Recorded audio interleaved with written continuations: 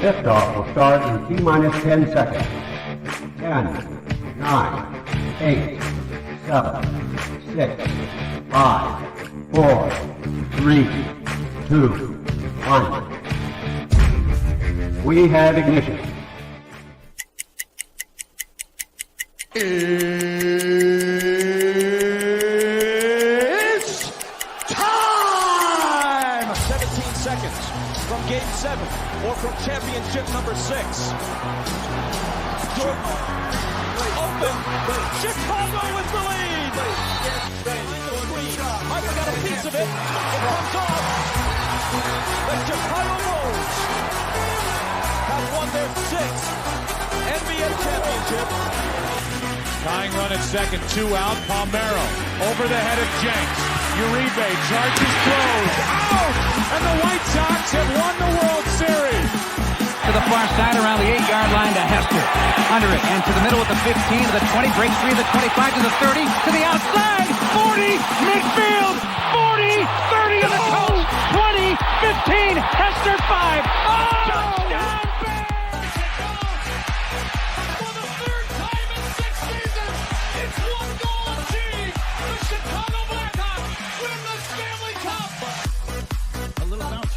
Toward Bryant. He will glove it toward Rizzo. It's in time. And the Chicago Cubs win the World Series.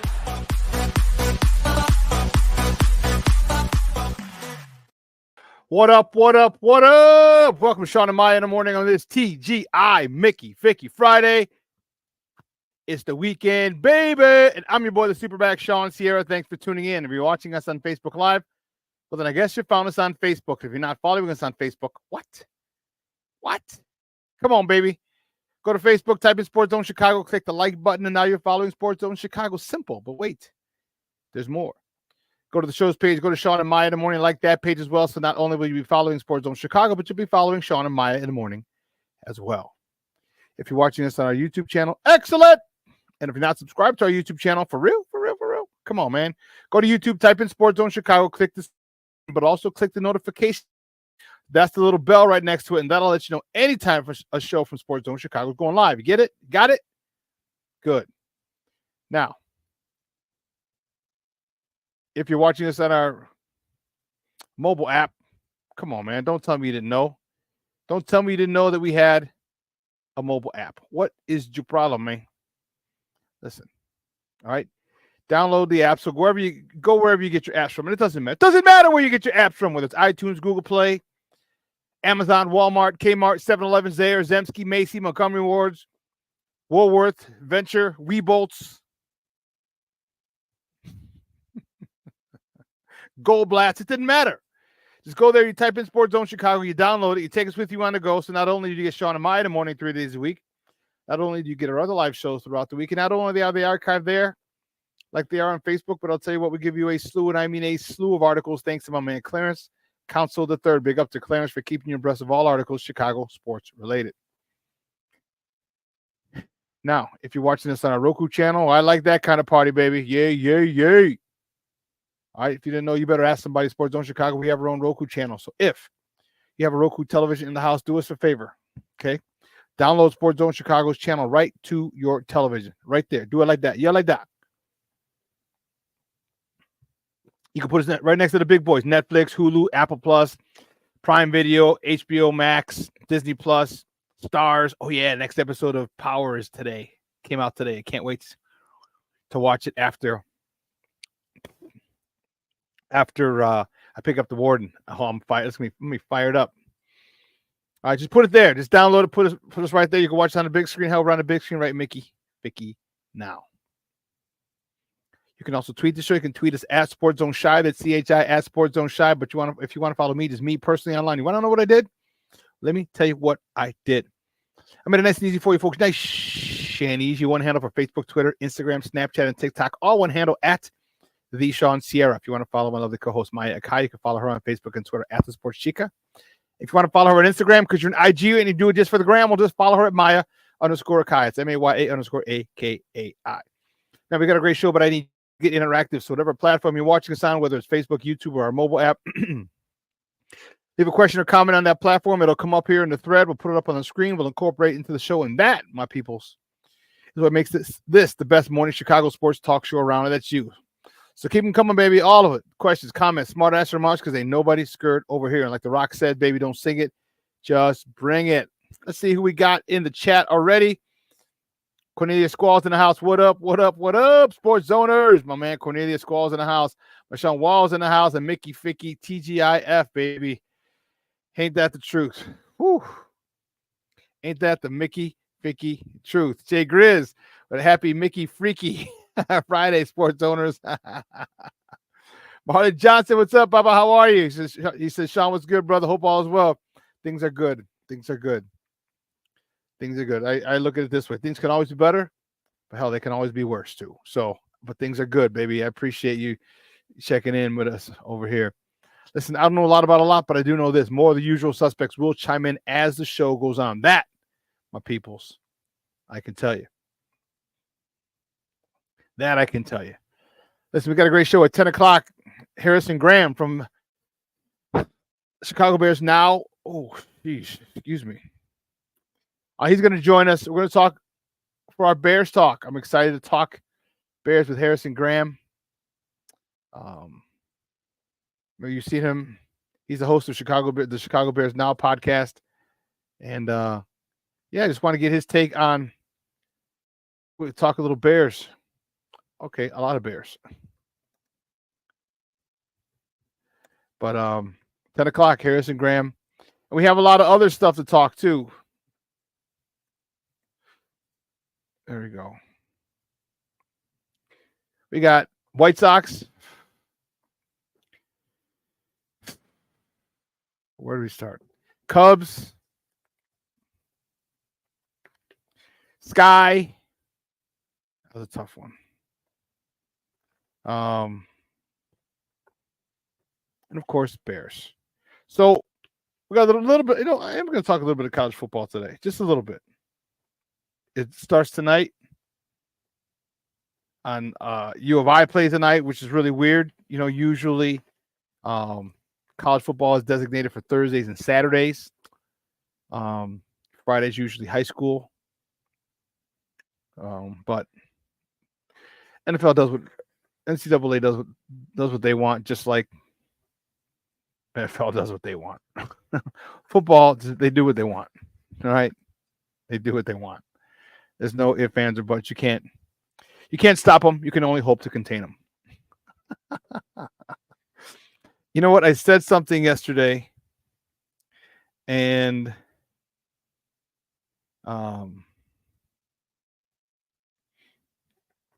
I was going to incorporate. We were talking at CrossFit yesterday, or no, it wasn't yesterday. It was Wednesday. It's right. It was Wednesday. And one of the girls my girl Candace, had just come across the video. The video from Saturday Night Live. I need more cowbell.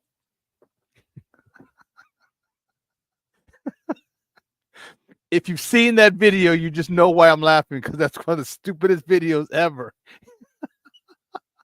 But skits ever, but it's hilarious. And she said that was the first time she saw it in the last week or so, and her son found it on YouTube, and she had never seen it. So I was like, you know what? I should throw in like one phrase from an old. You see, I'm old fart. All right, I'm 53, and so I should throw in like one phrase, some point. Just at random.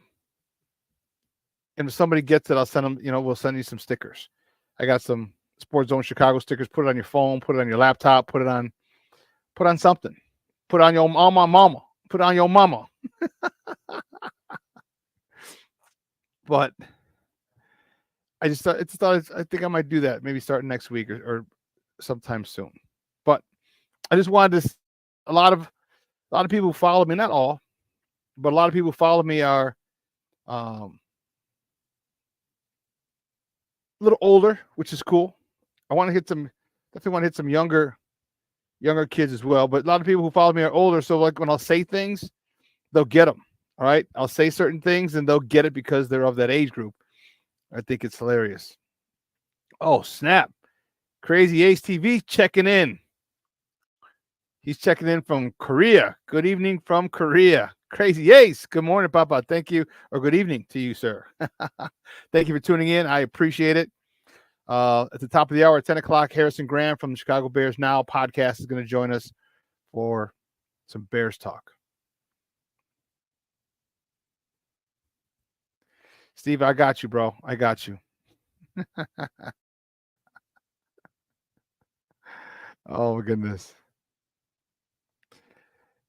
Crazy Aces. I really hope we see some improvement this weekend. I do too. The run game is really, if you saw the background today, Steve Oben created.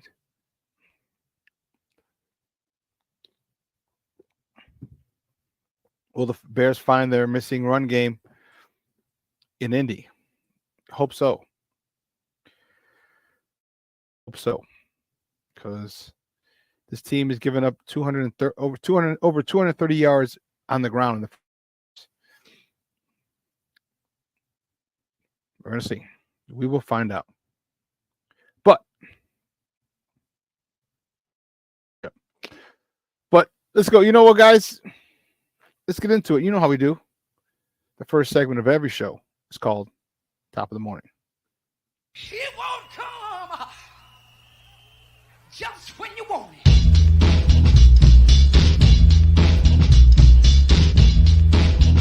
Top of the morning to you. Top of the morning to you. Top of the morning to you. Let's see the first top of the morning topic. Let's see which way do we go. Which way? We can only start one way. Or we could start two. But anyway, the Cubs. Yeah, baby. For all you Cub fans, the Cubs beat the Nats, the Washington Nationals yesterday, 7-6. Javier Assad was on the bump. He got a no decision. 5 innings, 7 hits, 3 earned runs, 1 free pass. Excuse me. Wow. I apologize. 1 free pass, 1 walk, 5 punch-outs. Heiya Suzuki, 2 for 3 with a homer, his 21st of the season. Driving in his 69th and 70th runs of the year. Cody Bellinger was 2 for 4. 3 RBIs, not 1, not 2, but 3 of them. Driving 71, 72, and 73 RBIs of the season. Isaac Paredes had 2 RBIs as well, bringing his total to 78 on the season. It was the start of a 4-game set for the Cubs, because the next top of the morning topic is the Cubs host the Nationals again today.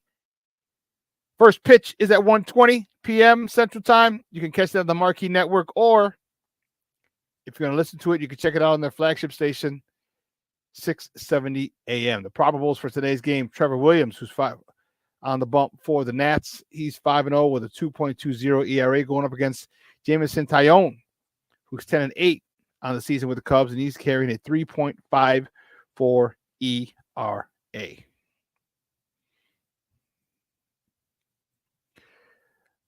Cubs, I think it might be a little too much, too little, too late. Too little, too late.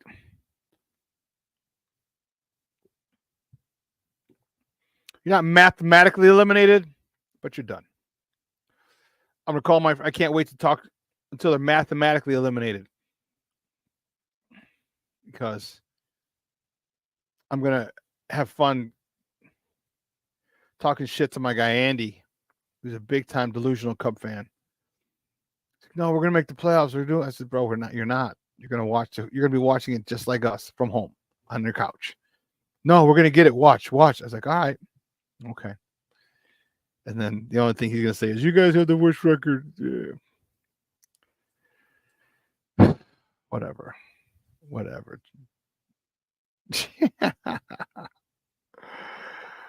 Oh, goodness. Well, then the topic, this is a tough one. Sky. Damn.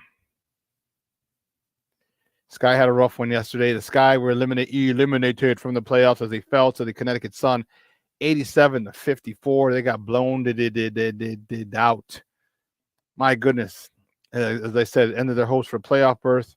Dana Evans led the way with 14. Isabel Harrison, I'm really liking what she's done since Angel Reese went out. She had a double-double, 13 and 11. And, it was, I said that about her because I really like Isabel Harrison's game. All right, I really do. And I really like I wanted her to step up. I wanted her to take the ring, so to speak. Take the reins, so to speak. All right, and I'm sorry, and Kayla Davis. Kayla Davis, she contributed 12 points on the affair. Isabel Harrison, I was really, really, really happy that, and I liked her. How tall is she? Let me see. She came off the bench. She's 6'3". Okay. Oh, she's out of Tennessee. I didn't know that. She's 30. 6'3", 1'8". Okay. Oh, my shoulder. I think I got tendonitis in my shoulder. This stinks. This stinks. But I wanted, there was something about Isabel Harrison. Like I said, you're 6'3", right about the same size as Angel Reese. I said, I need you to get more physical in there. I need you to score. I need you to show out. Like, you don't have to give way to Angel Reese anymore because she's out for the season. But what it'll do, good cup of tea. Not a great one, a good one. What it'll do for Isabel Harrison, it'll give her more confidence. All right. I just feel when Angel Reese was out there, she wasn't as confident, or she wasn't as sure of herself and her skills. Like, everything was deferred to Angel Reese. Okay, cool. But now that she was out, she had quite a few double-doubles, and I was happy about that. I'm like, okay, this should, in your mind, all right, make it easier for when Angel comes back. Like, hey, I know you're out, but I got game too. All right, I got skills too. And I want her to, next season, I want her to be a little more assertive on the boards. Her and Angel Reese and Camila Cardoso are a hell of a trio. Okay. And by the way, the reason the Sky got blown out by 33 points is Angel Reese, Camila Cardoso, and Kennedy Carter all were out with injury. See, the Sky had to win yesterday, and they needed the Mystics and the Mystics to lose to the Fever, which they did not, and the Dream to lose as well. So 2 of the 3 things that they needed to happen didn't happen. So, and I didn't see what about the ATL game. Let me see. But it didn't work out, and I'm happy. It's good. You don't want to go in because you're going to have to face the New York Liberty. They are the #1 seed, and man, they are good. It would have been literally a cup of coffee in the playoffs for those young ladies. Atlanta won yesterday. We needed Washington to lose, and Atlanta and Washington both won. So even if we would have won, it wouldn't have made a difference. All right, it wouldn't have made a difference. So, but a lot went on this season. A lot of growth for this team. I think Kennedy Carter came into her own big time. I'm a big fan of hers. I hope they give her a nice little extension. I believe it was a 1-year deal that she signed, and I'd like a 3 or 4 year extension with her. Excuse me. Kennedy Carter is. People have problems sticking her. They have problems big time. She plays with an edge, and I like. She's gritty. She's a great facilitator, and she plays with heart and passion. It seems like the heart of this team, because when she's in, or when she's out, I should say, they don't add. I'm trying to think of what they said yesterday on the broadcast. They average like 60 points with her out of the game, or missing the game when she's not playing, but they average 75 with her playing. So 15 points, a 15-point difference for her. That's huge. That's huge. All right, because she facilitates, she runs, she pushes the ball up the court. She dictates the tempo, and I love it. I love it. And it gets everybody else running. Angel Reese is running. Camila Cardoso is running. Isabel Harris is running. All right, all these girls are running because you run with Courtney Kennedy. I mean, Kennedy Carter. What did I say? Courtney Kennedy. Kennedy Carter. You run with her, she's going to get you the ball on the break. All right, she's not selfish at all. And I love it. Let's see who else checked in.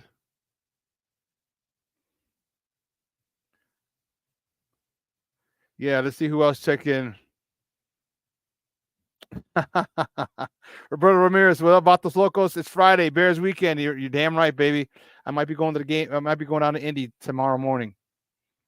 My man Armando Emeterio Lara Jr. He said, yo, just got out of physical therapy. I was watching the clock thinking, you're making me miss Shawn.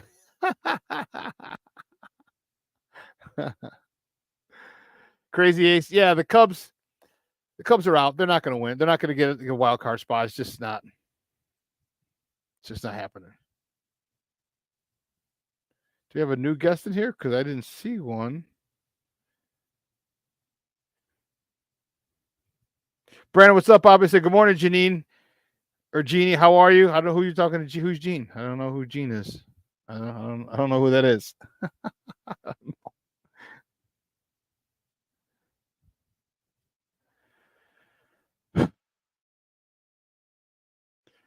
You know, it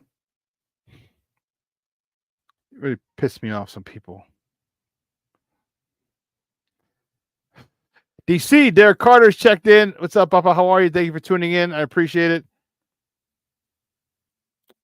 As I said, more of the usual suspects are going to chime in.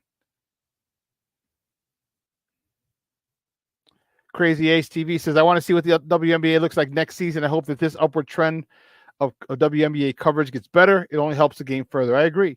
And I think it will. I think you're going to get more and more athletes coming in that are going to be worthy of coverage. You know, and Junior says he still thinks the WNBA is hurting itself by being so petty towards Caitlin Clark. Yeah, I think they're getting over that. She brings a lot to the game. She's bringing money. Her and Angel Reese are bringing money to this game. TV deals. All right, they're bringing more eyes to the game. So I know what, I'll do the same thing next year. I'll buy the league pass. I think I only watched 2 games on there this year, but you know what? It doesn't matter. I don't care. If I can support, I can support. I just got to go get a Chicago Sky shirt or a hat. Maybe I'll get a hat. Yeah. But I agree, Crazy Ace. You know, I said I think I want this trend to continue, but as I said, you got Juju Watkins coming out. She's not coming out after this season. She's coming out next year. You have to be 21, 22. So she's probably gonna have to stay all 4 years.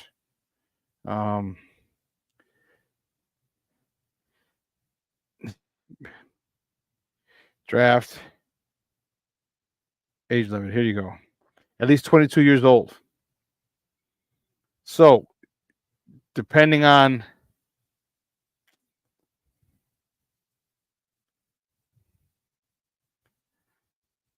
so the WNBA's age limit, which prevents American players from entering the draft until after 4 years of college, unless they turn 22 the year of the draft and on track to graduate. So basically what they're saying is, like, if you're 21, so if you're born in July, August, or September, all right, and the draft is already in April, okay, then you're on track to graduate. You can enter the draft. Okay, is turning 22 the year of the draft and on track to graduate. So, yeah, so they can be 21 and get drafted as long as they're unscheduled to graduate. So, yeah. Well, listen, let's take a quick break. On the other side of the break, we got a couple other top of the morning topics that I think are pretty interesting that I want to get into. All right. So don't go anywhere, folks. Keep it locked right here. Shawn and Maya in the morning on Sports Zone Chicago.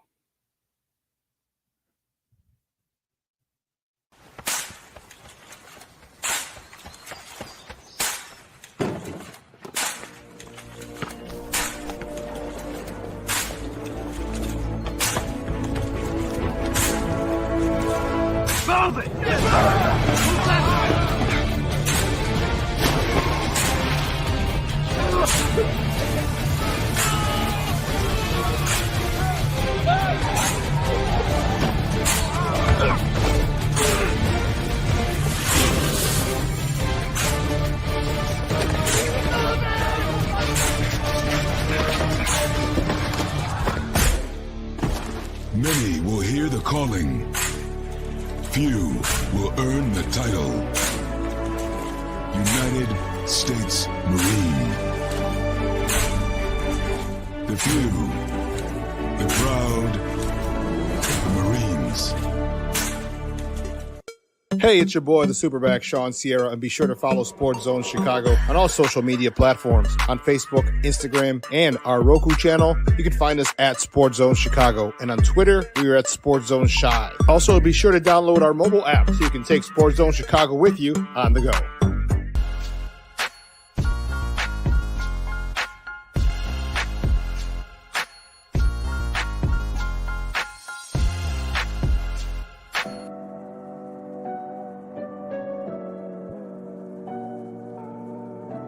How do you take care of your mind health?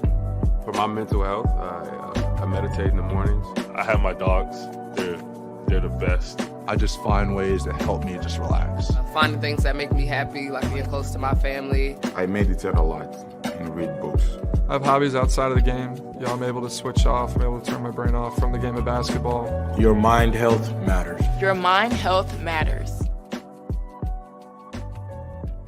We are looking for a few heroes, mentors, trailblazers, innovators, a passion to change lives, spark curiosity, open hearts, and awaken minds, help students answer the question, who am I? This could be your calling, but this is no job. It's the journey of a lifetime. Be a hero. Be a teacher. Mental health and learning disorders don't discriminate. 17 million children and adolescents in the United States live with disorders like anxiety, depression, ADHD, and dyslexia. Less than half get the help they need to thrive. Help the Child Mind Institute change these children's lives.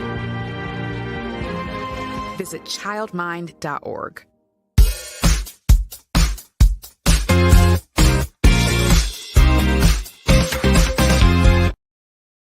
Help around the league. Need New York to beat Atlanta. And for the Fever to beat the Mystics. Nice gentle lay-in by Izzy Harris. Everything you want defensively, but if she can continue knocking down threes, that is a lethal reserve to have in the playoffs. She is one of the great stories in the league this year, why perseverance matters, even though... Call that a brain freeze? I don't know. Well, your brain cells click way faster than mine. Nice looking shot by Evans, who shoots it at 38% this year. Season opener here against the Indiana Fever. Bonner moved from 6th to 5th all time.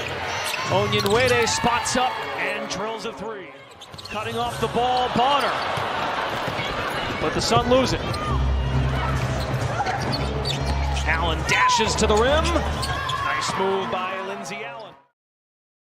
Welcome back to Shawn and Maya in the morning on Sports Zone Chicago. Those clips courtesy of the U. That's WCIU, the U, not University of Miami for all you psychopaths. Anyway, where were we? Oh, I got it. Let's talk about the sky.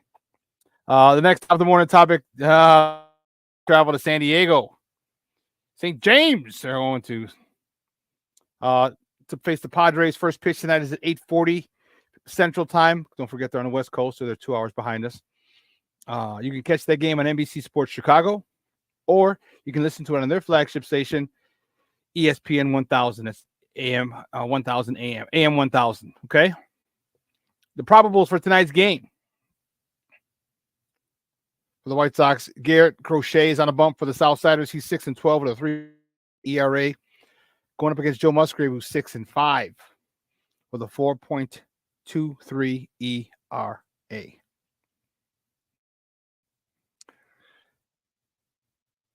There's a next top of the morning topic. There's a scathing article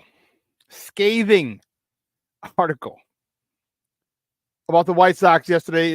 That came out. It was printed in The Athletic. It was by Brittany Giroli and Ken Rosenthal. And let me tell you, this article was crazy. And what it did is it peeled back the layers of ineptitude by this organization. And what it was,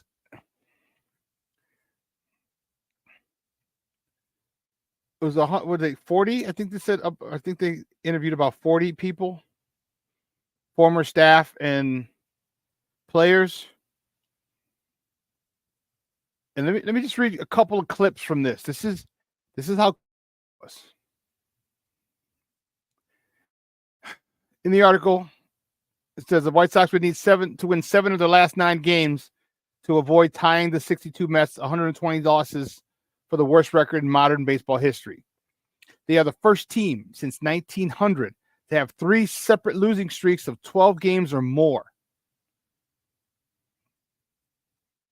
Opponents have outscored them by more than 300 runs. Yeah. And it goes on in the article. It said the White Sox charter an Airbus 320, a plane first manufactured in the 1980s. It features only 8 first-class seats, and the rest is coach. So think about you're a baseball player, and you got to fly coach. I know it's charter, but your seat is a coach. A majority of MLB teams charter bigger 757s with ample first-class seating for the players and the coaching staff. Instead, even well-known frugal franchises such as Tampa Bay, Colorado, and Miami charter nicer planes, but not the White Sox. A recently departed veteran said, quote, they don't do the little or the big things right. Yeah, it said the Athletic spoke to nearly 40 current and former White Sox employees and others in baseball about the larger issues plaguing the Sox.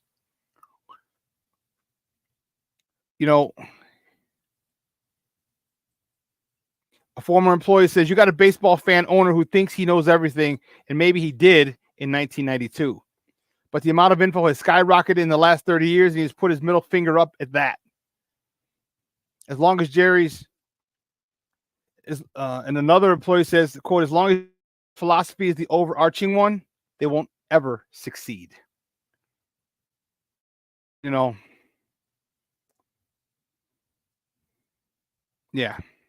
And I highly suggest you go read it if you have The Athletic. Check it out. I didn't realize they're part of the New York Times. Good get. Good sell.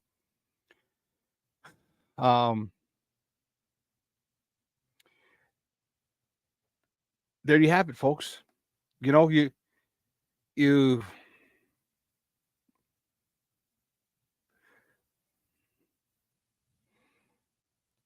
Kenny Williams even said he just wanted to break even. He said, I always thought over the years it was a little unfair when people would say all he cares about is making money. I'm sitting in the office and he's saying, I'm going to give you what I got.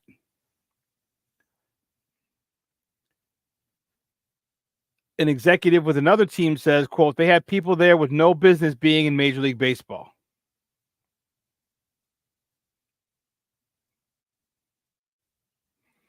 And one of the most glaring failures is the team's limited embrace of analytics. And according to sources, Reinsdorf would make comments in meetings such as, quote, you guys know I'm not an analytics person. I'm not big into that. So, unfortunately, that's where baseball is going, and you had to adjust. Even old get off your lawn farts like me who hate it would have had to adjust. Use it. Yes, Armando, Sox ownership is horrible. We know that. King Book of World. What's up? Derek Carter goes. He wants to say the NBA should have that age restriction, 22. In my opinion, it would be a better product. I agree. Or at least 2 years in college.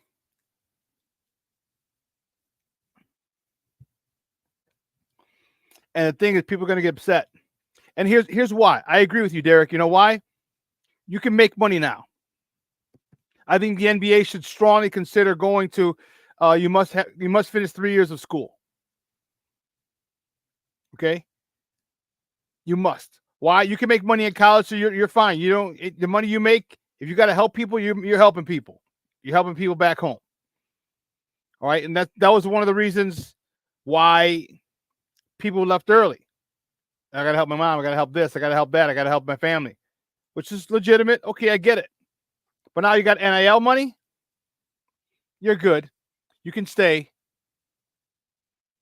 You can stay, and I think it's an important situation because not a lot of kids go back to school. All right, you get all this money, you don't know what the hell to do with it. You're broke in 5 years. Okay, you're not, and it maybe it's not so much anymore, but I still don't chance. Okay, I don't. I think kids need to have, if anything. All right, I think athletes should take business classes.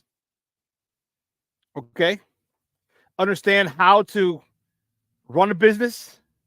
Because you are a business.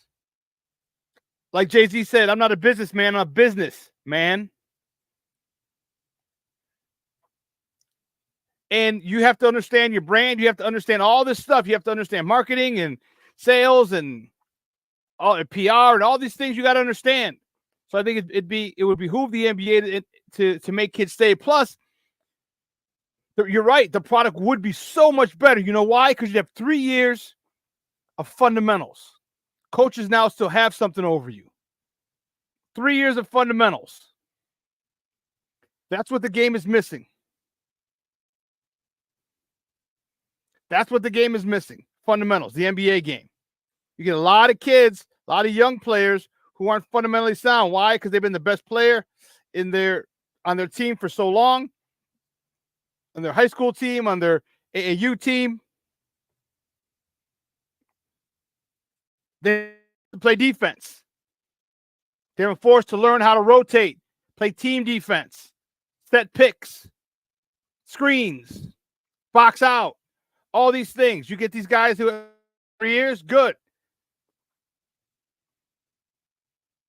I think that's a phenomenal idea, Derek. I think the NBA should think about that. And people are going to say, oh, well, if you can go fight for your country, you should be able to play for the NBA. Yeah. But you don't need to go play in the NBA. You can get paid with a lot less pressure, a lot less money, but a lot less pressure. All right, everybody always is so worried about being grown and growing up and being an adult. Man, that's now I get it. When my mom said, "Stay a kid." Stay a kid as long as you can. And I was like, no, we all, no, I want to be adult. I want to be grown. Jeez.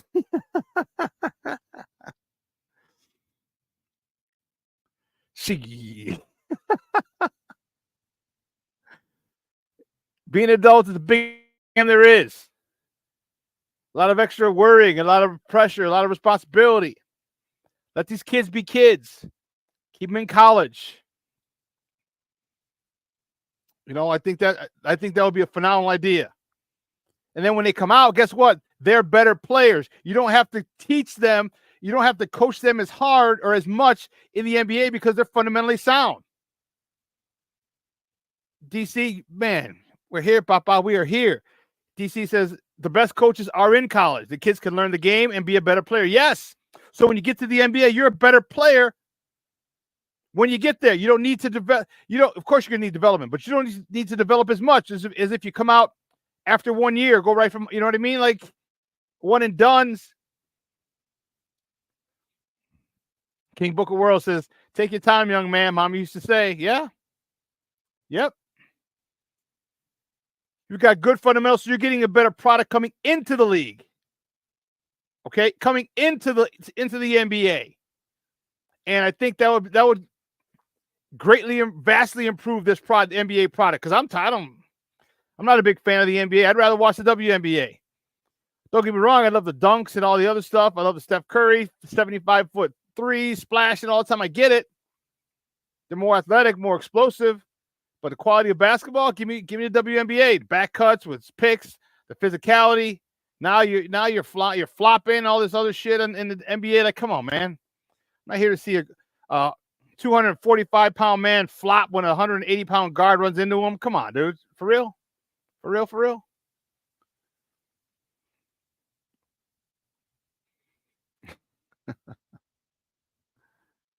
So I think it's a great idea.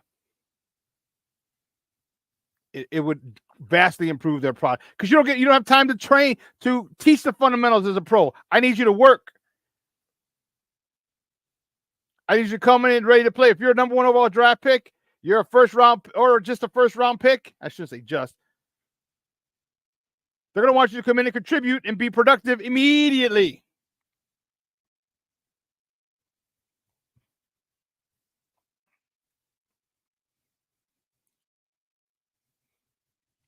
Yeah, I remember that song. Hell yeah. Take your time, young man. Mom used to say, yep.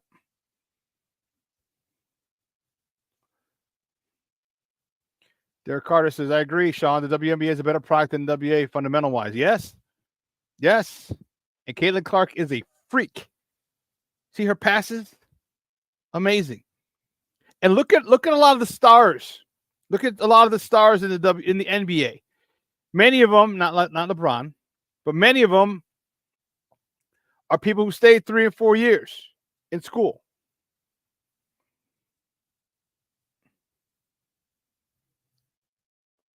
You know, there's something.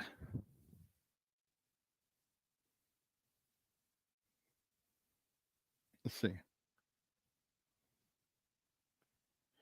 There's something to be said about that.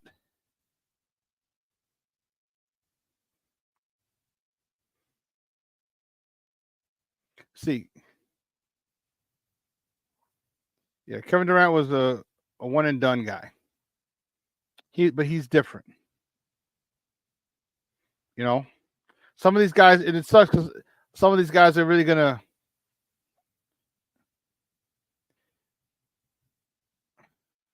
They're gonna really blow a hole in my theory, but same thing. Carmelo Anthony, one and done guy. I look at people like Steph. I look at people like James Harden. Where's James Harden? Let's see his, because he's an Arizona State guy, if I'm not mistaken.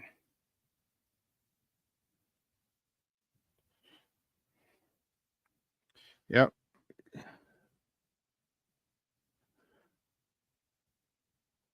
So he was there for 2 years, so 7, 08, 08, 09.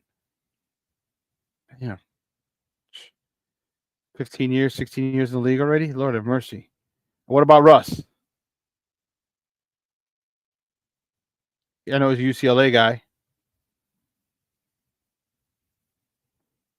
From UCLA.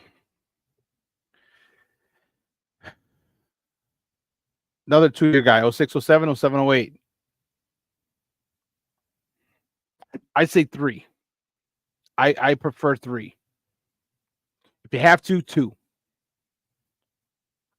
I prefer 3 because it gives college coaches a chance to kind of have some control over them. And I know the portal is going to help. I'm going to be crazy and have kids moving around a lot, but still.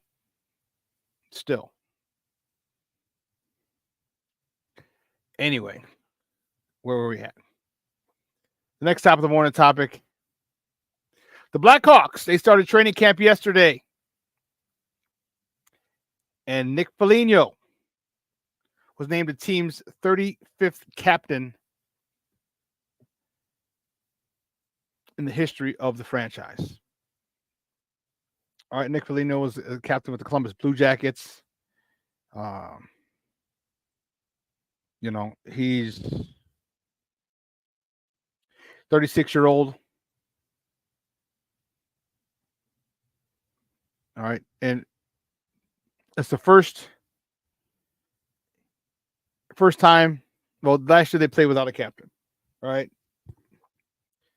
Jonathan Toews was the last captain on this team from 2008 to 2023. 15 seasons. Are you kidding me?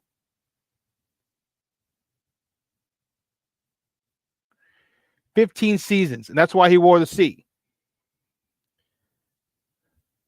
But don't get it twisted. Foligno's stud. Stud. All right.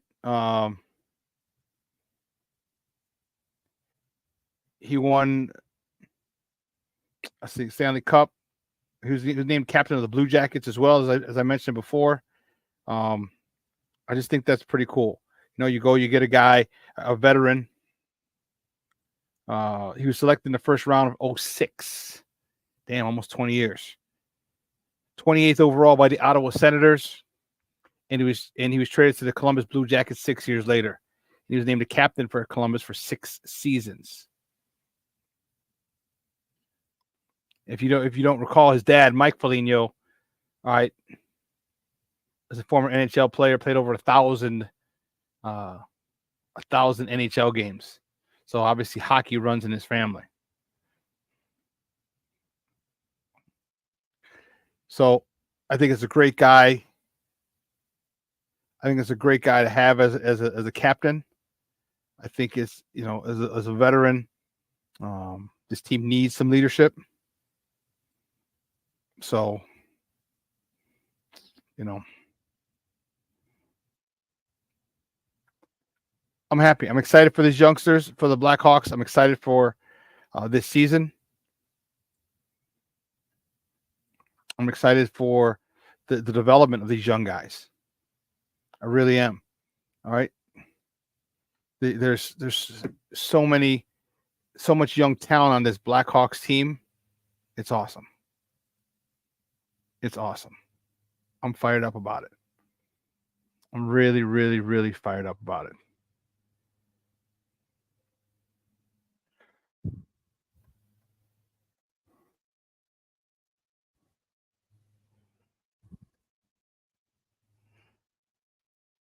And yesterday, and the next top of the morning topic, this one is crazy.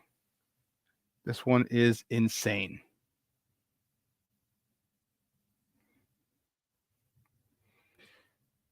Don't tell me I didn't. Are you kidding me? I didn't put it up there. Son of a biscuit. I can't believe the next, because you got to have a. I thought I did.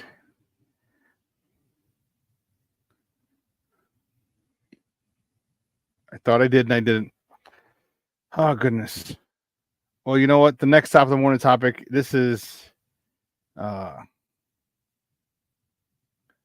good. Shohei Ohtani. All right. He has solidified himself as the best baseball player probably in the history of the game. All right. He's going to win his 3rd MVP this year. And how can you not give him his 3rd MVP? There's no way on God's green earth that you can take away his MVP. There's no way. All right. If he doesn't win the MVP this year, there's something wrong for the 3rd year in a row.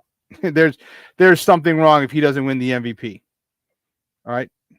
He created history yesterday. Okay. He became the first. He created the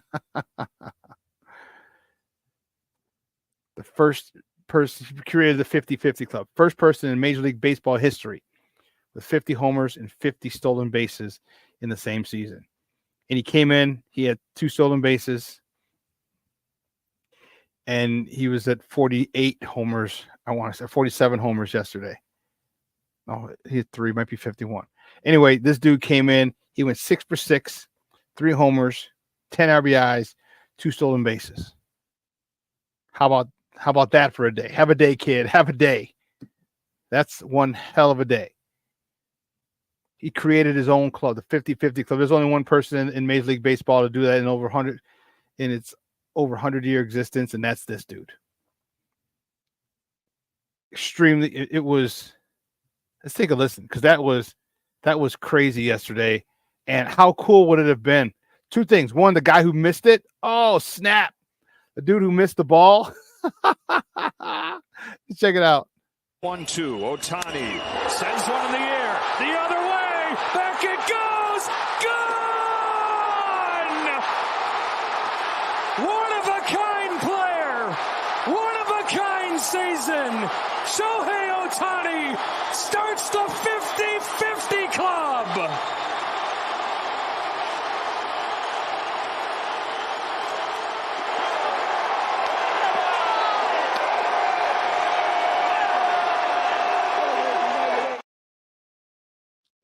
I want to say he went on to get another one.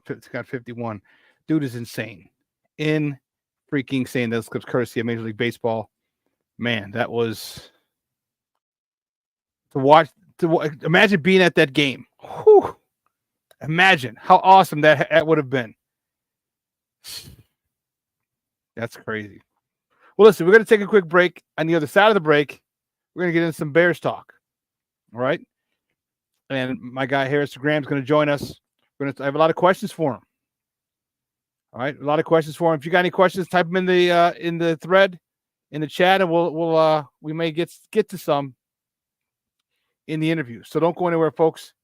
Keep it locked right here. Harrison Graham coming up next, right here on Shawn and Maya in the morning on Sports Zone Chicago. Hey, it's your boy, the SuperBack, Shawn Sierra, and be sure to follow Sports Zone Chicago on all social media platforms, on Facebook, Instagram, and our Roku channel. You can find us at Sports Zone Chicago, and on Twitter, we are at Sports Zone Shy. Also, be sure to download our mobile app so you can take Sports Zone Chicago with you on the go. Time out. How are you feeling right now? Happy? Excited? Angry? Overwhelmed? One of the best things you can do for your mind health is to name what you're feeling. It can sharpen your awareness and help you talk about your feelings with someone you trust. Here are 3 questions to ask yourself. Where are your thoughts right now? In the past, the present, the future? Do you notice any sensations in your body? Is your heart beating fast? Is there a flutter in your stomach? Or are you fully relaxed? What do you need right now? Time with others? Time to yourself? Remember, there's power in this awareness. So find ways to identify what you're feeling today.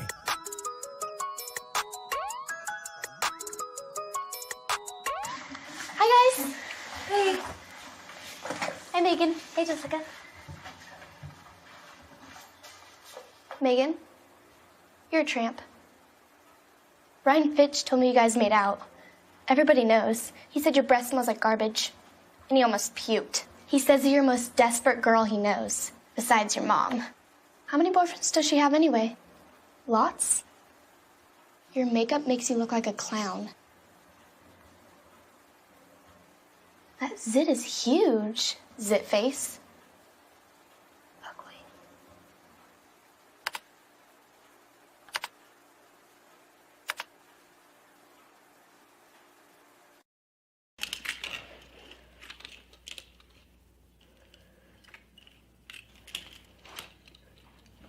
Hey, bud, what you doing? I'm playing with cars. Cars? Can you show me what a car does? Whoa, whoa, whoa, whoa, whoa. Hold on a second. First of all, this is a school zone. So you need to put down your cell phone, stop texting, and let's get to driving. Now you're coming up to a stop sign, right? You need to slow down and stop before you hit that Y line. I want you to look left, right, left. You don't want to get hit by a car going on your left, and to your right to make sure you don't get sideswiped by a guy coming from your right. You're coming, and you see a crosswalk. You better slow your horses down, because the #1 rule of driving is always yield to pedestrians. Now stop, pull over, and you are done driving. Gosh, what do they teach you kids in school nowadays?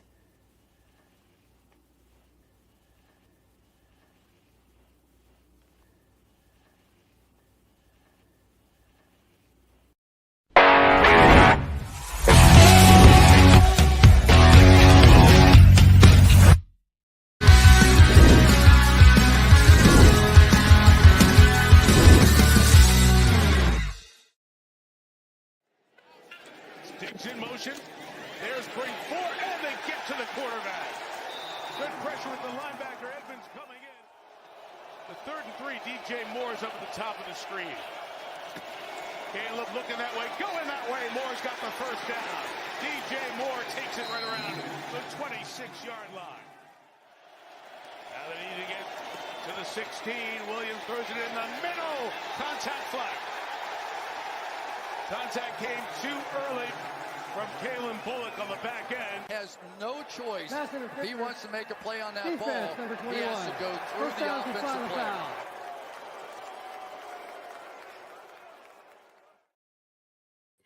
Ooh, came up really quick. Welcome back to Shawn and Maya in the morning on Sports Zone Chicago. Those clips courtesy of NBC. Sunday night, baby. I was fired up. I thought we were able to pull it out. We had a chance to pull it out. I thought we're going to do it, and unfortunately came up just a little bit short. My next guest, you've seen him. Thousands of people have seen him. His podcast is going very well. I mean, I'd love having on. I had him on once before, I believe. And we're going to talk a little Bears because I'm fired up about this week, about the possibilities, and I want to get his take on it. All right. You can find him on Twitter, or he's the host of the Chicago Bears Now podcast. You can find him on Twitter at HGramNFL. I'm looking forward to this right here. HGramNFL. Guys, welcome back to Shawn and Maya. Harrison Graham. Harrison, good morning, Papa. How are you? What's going on, man? It's been a little bit, but excited to be back. I'm glad to have you back, buddy. I'm glad to have you back. Let's get right to it, Papa. So this big game. Bears are 1-1, and Colts are 0-2. Bears had a shot. Give me your thoughts of the last game. Did you think the Bears were going to be able to pull it out? And were you disappointed that they did not? I wasn't disappointed they didn't win. I didn't really expect them to, especially after what we saw in week 1, which was, kind of a fluky win, if we're being honest. But, I think there's a half glass full, half glass empty approach you can take with what we saw on Sunday. The half glass full is you were down 6 with $140 left on the road against a playoff team. I think if you were told that before the game, you'd probably take it. Yep. The half glass empty is the offensive issues through 2 weeks are pretty clear. I don't really know what Shane Waldron's plan is. The protection has not been very good, and you can't run the football. So, there's a lot to get to and a lot of different angles to take, and obviously we'll do that. But to stay on the positive side of it, I think coming into the season, most people said, okay, you'll beat Tennessee and you'll lose to Houston, then you go from there. So right. I think if you're the Bears right now at house all this week preparing, you kind of just, hey, you're 1-1. That's probably what you expected to be. It's on to Indy, and let's see if there can be some more growth this week. I do think individually Caleb played significantly better in week 2. Obviously, he had the 2 interceptions, none in week 1, but I thought he came out pretty confident and was not intimidated by the moment and the opponent, and I think that's a positive. Yeah, I agree with you on the Shane Waldron thing. Oh, what the hell are you doing, dog? What are you doing? Give it. And I think someone asked him and about the identity. And that's one of the things I actually asked Coach Eberflus last year after one of the games in the press room, like, do you have an identity yet? He's like, no, we're working on it. And, I think that's a huge problem. But I am willing to say this. He's a new coordinator here. He's worked with in Seattle. So he's worked with Russ. He's worked with Gino. And he's made adjustments when adjustments need to be made. So I'm not going to crucify him. I'm giving him the side eye for real, real hard. But I want to give him time to say, okay, let me make some adjustments and see what he does. But I really would love to have an identity for this offense, because it's not having an identity really hurts us as far as play calling. And I think that if he can establish an identity, I think his play calling would be better. Your thoughts? Isn't that word so exhausting, identity? And we're 2 weeks in, and Cole Kmet and DJ Moore saying, yeah, we don't have an identity. We heard that under Nagy. We heard that under Getsy. It's kind of the same story. It's 2 games in, though. We can't jump off the bridge. Right. But obviously, here's what bothers me. Struggling early on offensively is not something that bothers me. Not knowing who you want to be bothers me. what was the point of training camp? I mean, isn't that what the offseason is for? Is like, hey, this is who we want to be as a football team. Let's go out there and do it. Now, within individual games, you may have to adapt off of that, and teams might just be able to take that away based on personnel, and I understand that, but I can't figure out who they want to be as a football team offensively through 2 weeks, and it's a small sample size, but that's a little concerning to me.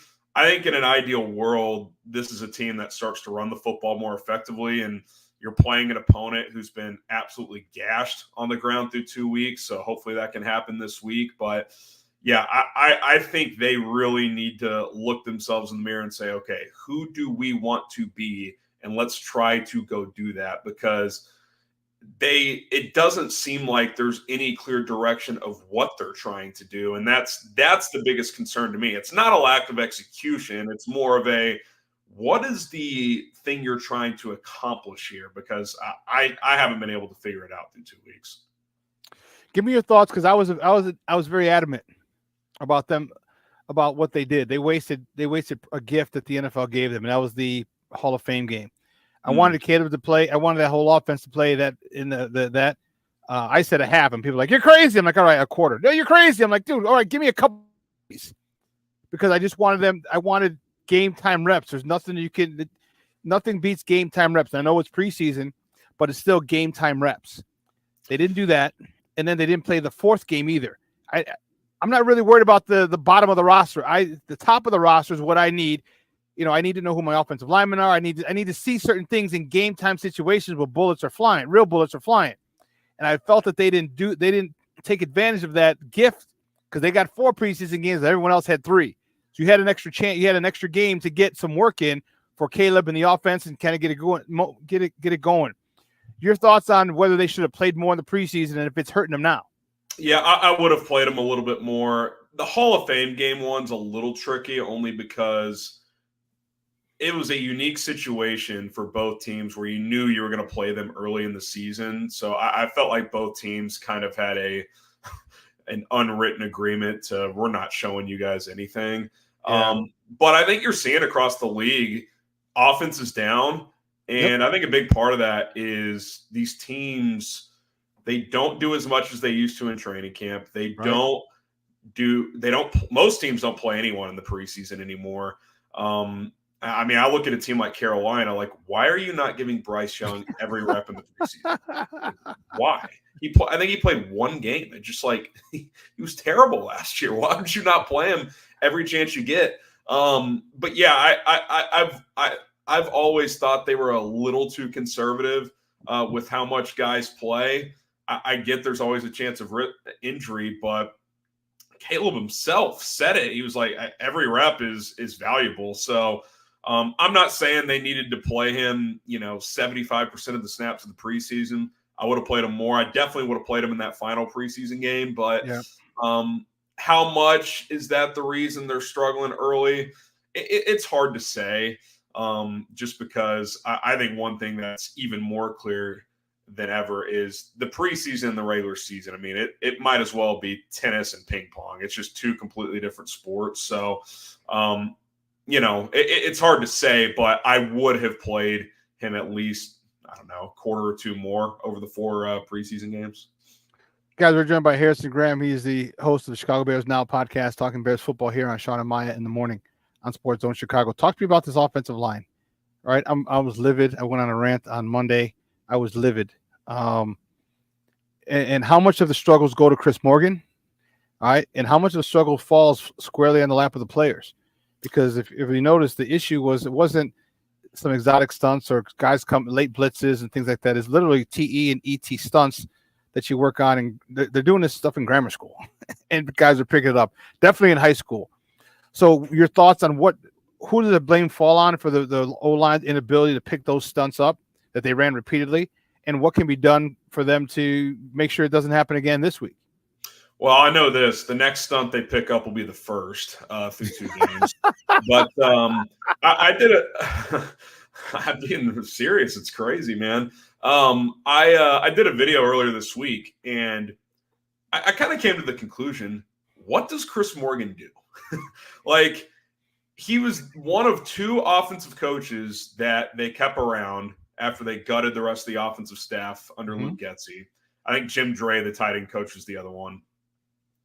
And not only did they keep him, they promoted him to run game coordinator. Well, all of a sudden, you have basically the worst rushing attack in the NFL. Yep. The offensive line, I mean, I don't know if I've missed something. Were guys just improving vastly under Chris Morgan the first 2 years of this new regime? I haven't really noticed that. I guess a guy like Braxton Jones got a little bit better over his first 2 years. And, I guess he deserves a little bit of credit for that. But I don't remember this offensive line being that great the last couple of years, which, a lot of that's personnel. But this year, on paper, this offensive line should at least be adequate. Like, I don't think great, but it should be better than what it's been. It's actually worse. Darnell Wright has played worse. I thought Sunday night was the worst game of his career. I mean, especially in the second half. He's guessing wrong. I mean, he's lunging. The sack he gives up at the end is just embarrassing. It's just it ended the game. I mean, you get the drive starter. Of course, Gerald Everett drops that second ball. If he catches that, you're past midfield out of bounds with about 1:25 left, and you got something going there. And then Wright gives up the sack, and the game's over. I don't know. I think one thing that's fair to be critical of Ryan Poles is he treats center like a long snapper, basically, in the sense of we're not going to put any investment here whatsoever. Now, I guess you could say, well, they traded for Ryan Bates and they wanted him to be the guy. Well, even if that's true, Ryan Bates has played center for like 100 snaps in his career. So there was no guarantee that would have been a great answer. So I think that's fair criticism. It's not his fault. Nate Davis was one of the, I don't want to say an elite guard, but a well above average player in Tennessee. And since he's been here, he's been a disaster. I know he had the family situation last year, gave him a pass for that. This year, though, it's more the same. He doesn't practice much. His bad plays are really bad. He's just, there's at least 1 or 2 plays a game where, I don't want to be the let's pick one play apart guy on social media, but there's always a play that emerges where it's like he's just he looks like Sam Mustipher. He's just running around with no intent to do anything. And doesn't hit anybody. He doesn't. Yeah, I mean, how the hell are you an offensive lineman on a run play? You don't hit anybody. There's a play where he has an opportunity to hit 2 dudes, and he just runs in between them. It's like, what are you doing? So, yeah, I mean, it's kind of a long-winded answer of I'm not convinced Morgan's that good of a coach. I think the schematics of it, clearly there's issues there. They seem to be missing assignments all the time. And outside of a couple guys, there's limited talent. I think Tevin's a talented player, although I feel like he's even taken a slight step back to start this year. Yeah. Darnell Wright's obviously talented. He continues to be up and down. Braxton kind of is what he is. He's an average to above average left tackle. He probably won't be more than that. And I think you can live with that as a 5th rounder, but you got to have at least one guy in that group that you feel great about. And I don't think you could say that right now. So there's a lot of issues and a lot of blame to go around. But to go back to the start of it, if you can't even pick up just basic stunts and pass off blocks, you kind of got no shot. I concur. And you know what? And Darnell Wright was that dude that I was excited about, that I say, okay, we could hang our hat on this dude last year. All right. I felt he was solid. I felt a very, very comfortable with him. I was like, man, that's a great pick. And this year he regressed. He's lunging a lot. His fundamentals are off. And that's really all it is. One of my coaching colleagues always said, if you take care of the little things, there are no big things. And just the little things, he's lunging. Right, he's not properly setting, just things like that, and people and you see it, and it just looks.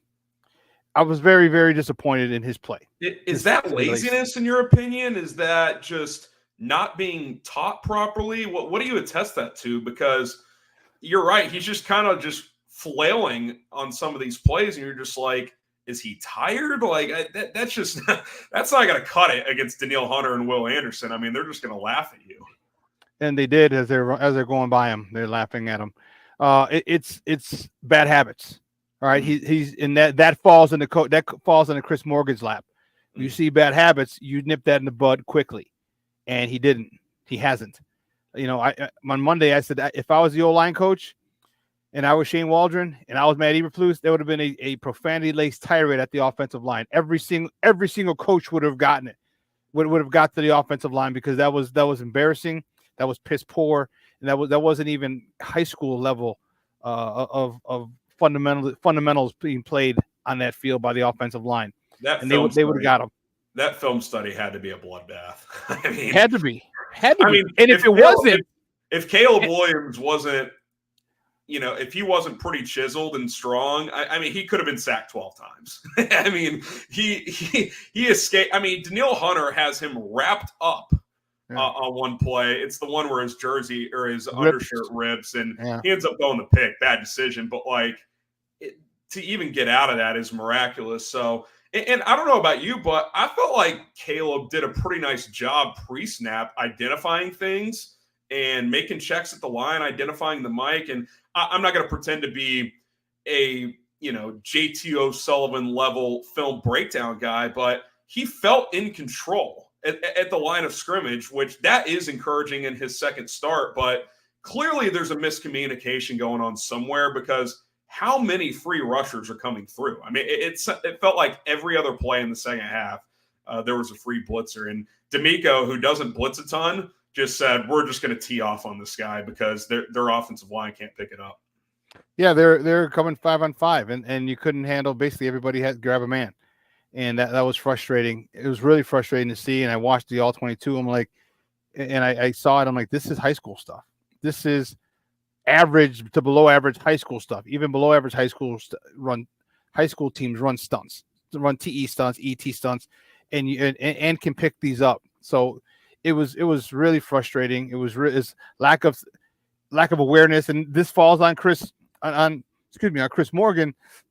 The way that they call him a pick stunt, or basically your guy, he doesn't even try to get upfield. He goes and just picks the next lineman, and the other guy comes around. And if you see a guy not attacking upfield on a pass route, you got to know someone's coming to your gap. I mean, it's not football isn't that difficult. Like, they're never going to leave the A gap unprotected. And so it was just repeated, and I was frustrated. But let's go to Caleb. I thought he missed a lot of throws. And and for whatever reason, I hope Shane got in his ass and said, "Hey, what's with you lofting the ball?" You know, like he puts a little too much air under the ball. All right, he had DJ on one, where he had to come back and he underthrew it. He had was it DJ or Cole Kmet with a pick? I think the one you're talking about. It was Kmet. Kmet, yeah. He's got to put that ball where Cole catches it or no one does. And right, it's got to be out of bounds. You got to lean out of bounds to catch it, and you know what I mean. He's got to do that. The downfield accuracy has not been very good. That is a fair criticism through 2 games. Yeah, you know what? And I want his feet better. All right, I want his feet better. And when I say that, when I say that, I say that with the DJ one, his feet were set. Like, he didn't have, the pocket was clean. He's kind of stepped up the pocket, formed it, opened right up, and he had a beautiful chance to put it on a rope, and he didn't. He's got to understand, and you know, he's got to do a better job of throwing the ball, the right type of ball. All right, he needs some air under it, a humpback line drive, a fastball. You know what I mean? Like, there's certain things, and he's putting too much air under the ball too many times, and that's bothersome. Yeah, you're talking about the first pick on the left sideline. Mm-hmm. Yeah, that's one too. You can't throw a straight fastball because it is a bit of a go, but the safety's coming over, so you got to put some zip on that to the outer shoulder, and it's underthrown and inside. Now, DJ, he's got to find a way to not let that ball get picked off, which he said on his with his media deal on Monday. But yeah, I mean, that's just not where that ball can go. It's just it's not a good ball. And I think one time to give him credit, I thought the seam shot to Carter that drew the PI early in the game was one of his better throws. Yes, it was. I mean, that's probably a touchdown if the safety doesn't take him out. So we've seen some glimpses of it. But yeah, I think it's, you know, it's knowing when to put air under it. It's knowing when to throw the fastball, which he clearly has.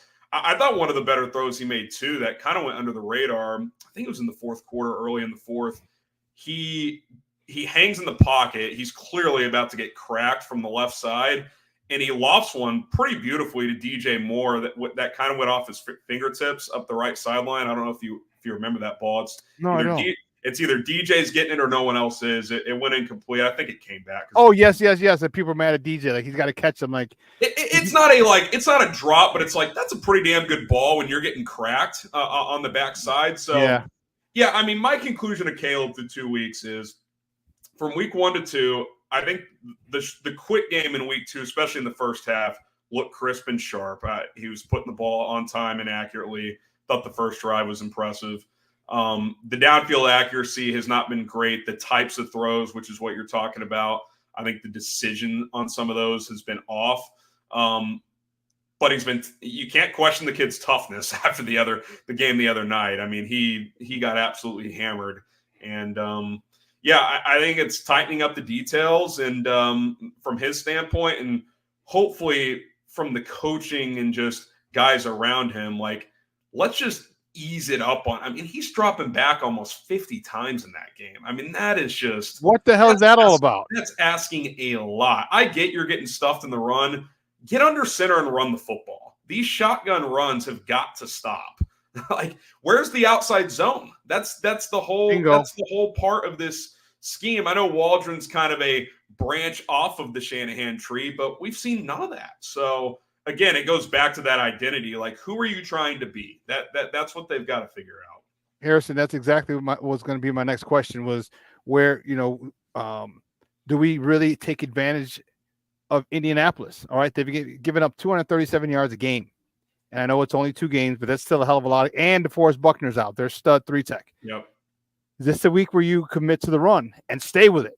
And I think, do you think they do? And also, do you think Khalil Herbert gets more time? Because I think Khalil Herbert's a much better zone runner than the other 3. And I think DeAndre Swift's okay. I think he's okay. But I think Khalil Herbert's the best zone runner of the 3. And why do you think that they haven't used Roschon Johnson? What your thoughts on that? I mean, I would have put him in, if for no other reason, after he got punched in the face for no reason, I would have put him in. No, get your ass in there. Yeah. Yeah. Oh, heck yeah. Run someone over like you did against Green Bay last year. Yes. My biggest reaction to the initial roster is you kept too many running backs. There's no way you can play all these guys. So they got to figure out what that room is. Is Velus a part of this or not? That's number 1. Number 2, you kept Khalil Herbert for a reason. He's not really a special teams guy. I know he's your number 2 kick returner.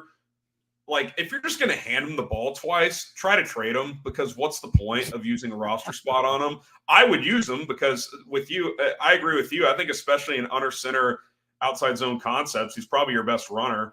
I kind of have a feeling we'll see more of him this week.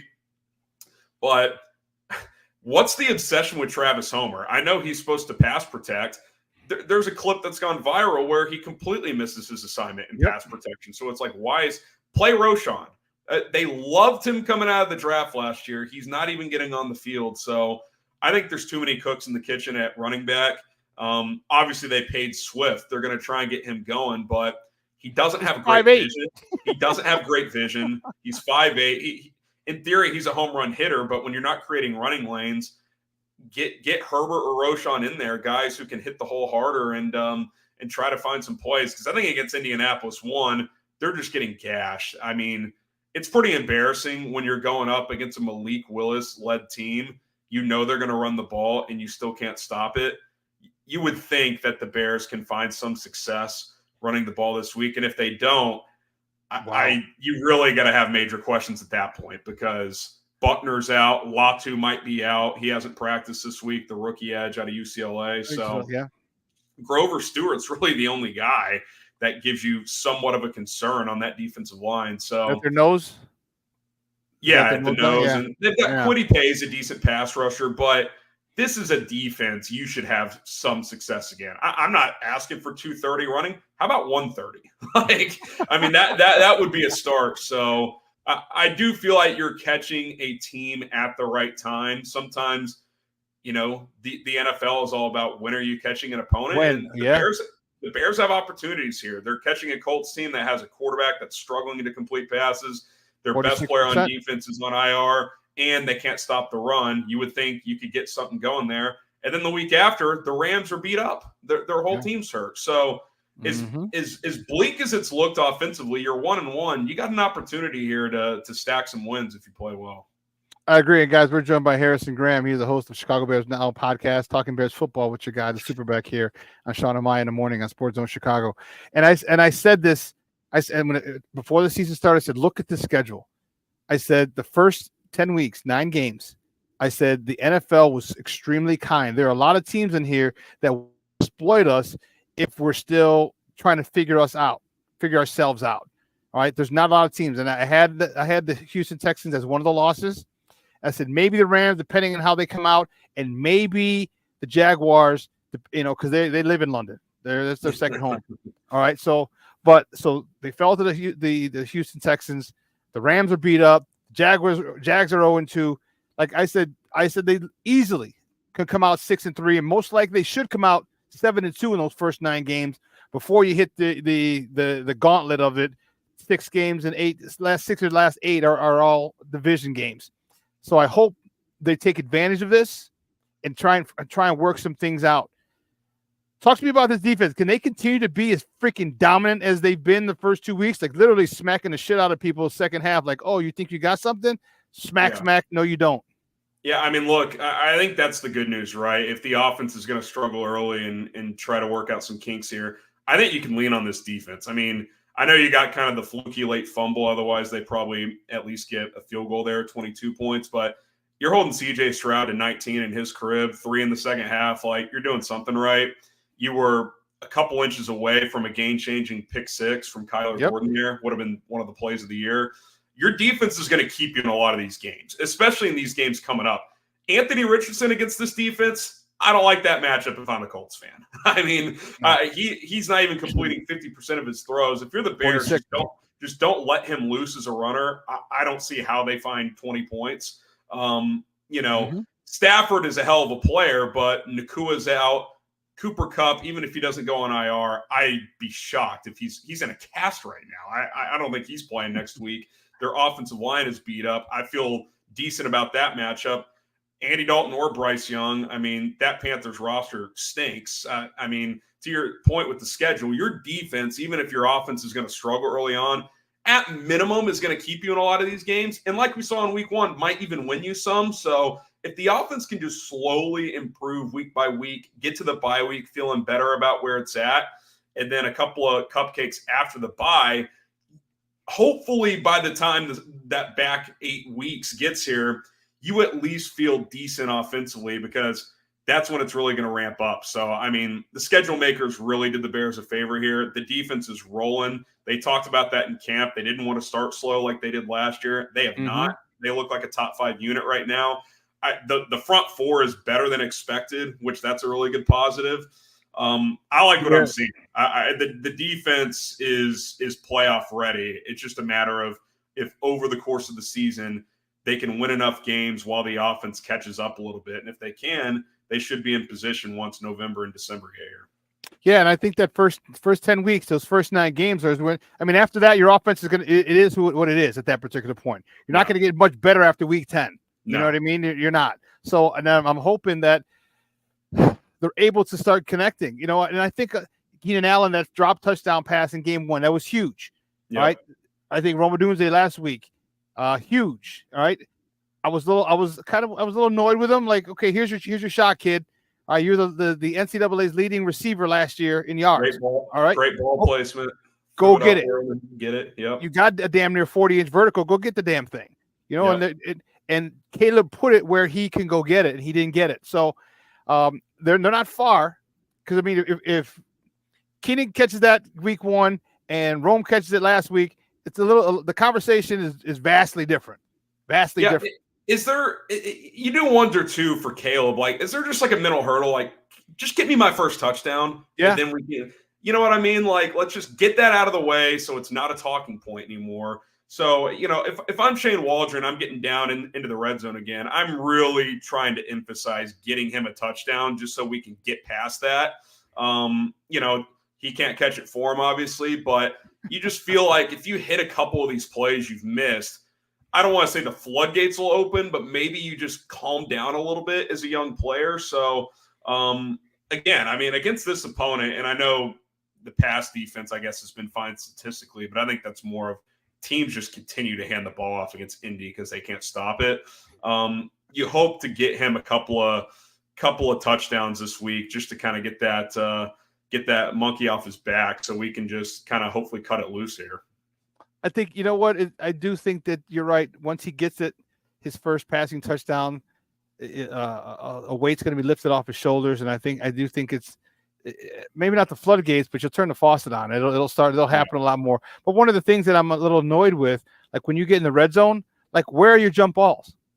Where are the jump balls? Where I know Keenan Allen was hurt, but throw it to DJ. But Roma Dunze, you're 6'3", Papa. You're 6'3" with a 38-inch vert. All right, go get it. And put it up back end of the back pylon.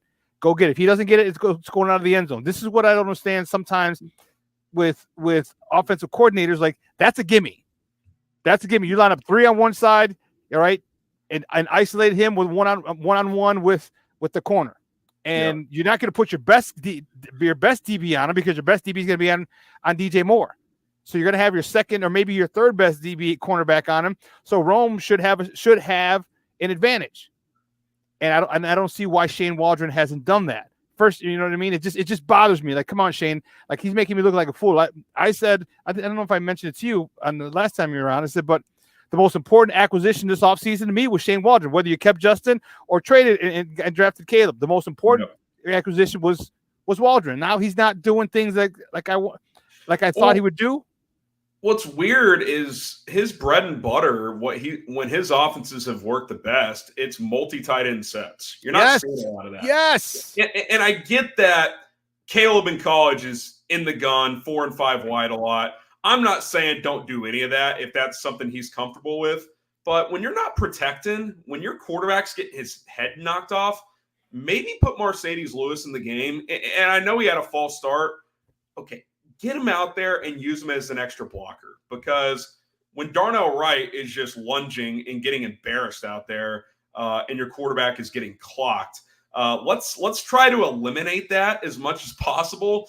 And as far as the Rome thing goes, I still think there's kind of miscommunication things going on, timing issues with him and Caleb. Like even the 4th and 17, the last play, Caleb throws a back shoulder to the sticks on the sideline, and Rome is still running upfield, and you're just like, what is going on here? Like, I can't say I know what happened there, but to me, Caleb threw a BB where that needs to go. Like, you in that situation, a 5% chance to convert, you got to throw that to the sticks and on the outside. And that's exactly where the ball went, and Rome doesn't seem to know what the play is. So I get that's one example of a desperate situation, but I do think it outlines that there's still some reps that need to be had between these two and just with the offense as a whole. But Shane Waldron's got to identify, okay, this is a strength of this player. Let's give him some opportunities to do what you're saying and try to build off some of those, because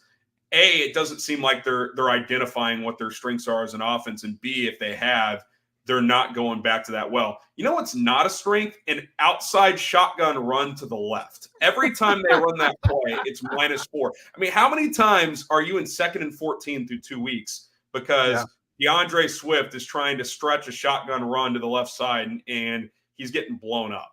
Or just sweep to the left. Like, come on, I mean, let's maybe shelf that for a while, Shane, and let's try to get the running game going from under center a little bit. Kari Blasingame was hurt, so I don't know if he's going to play, and I think that'd be a huge thing. Yeah, still hasn't practiced this week, so I wouldn't hold my breath for Sunday. So I do think that we talked about his multiple tight end sets. Man, give me a 22 personnel or 21 or 12 personnel, even 13 personnel. Yeah. Right, and one of the tight ends will be a fullback. I need some downhill running. I need some. The thing that I'm having a problem with is these cute little plays on 3rd and 1 and 4th and 1. All right, let everybody know we're coming. All right, we're gonna smash it right here over the right side or the left side, preferably the right.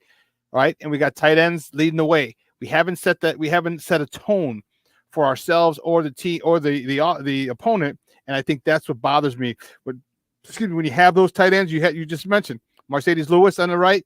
You can have Cole Kmet, or you can have what's the other tight end?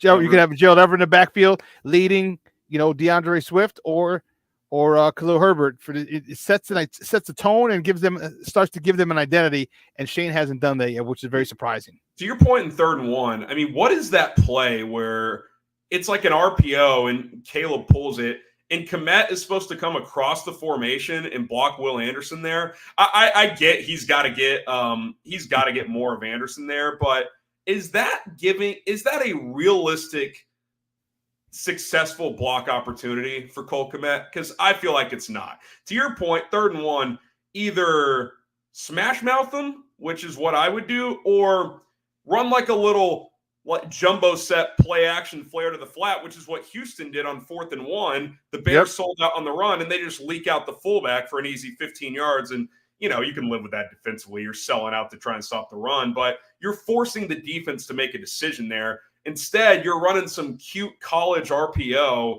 and Kmet is supposed to slide over and chip Anderson there. I mean, that is asking a lot.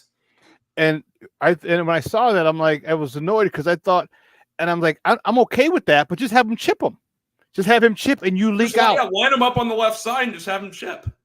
But even coming in motion, if you hit, he hits him, chips him, and leaks out, I think it's perfect because you're not getting a